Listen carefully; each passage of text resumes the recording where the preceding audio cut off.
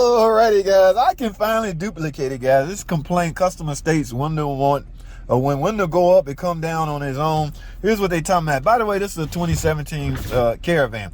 Alright, let me make sure y'all can see both. Alright, let me let the window all the way up. Let it go. You'll see it drop back down on its own. Yeah, it's not supposed to do that. Yeah, just drop down on its own. All right, I can tell y'all what's wrong with that, but first, I need to make sure I'm correct. So what I have to do is hook my scan tool up. The window will work, it's just when it goes all the way up. Let me take it all the way up and let it go to switch. Yeah, it's not supposed to do that. That's not normal. That's what she complaining about. She went into panic mode. My window like it's got a ghost in it. JT, what you gonna do about it? I'm gonna tell you what I'm gonna do about it. We're gonna fix it. All right. Yeah, I can really duplicate. I like the ones I can duplicate. As you let the window all the way up and it go back down on its own.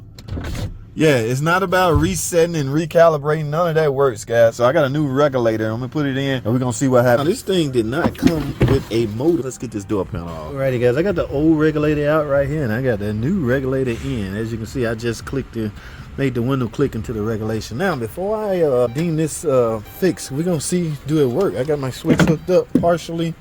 So let's find out if this fixed it. We're going all the way up. Let the switch go. Look at that. It's not dropping like it used to, guys. Let the switch go. Remember last time? You let it all the way up and let the switch go? It would drop. It's not doing it. Now, what caused that? I don't know, guys. Something wrong with this regulator.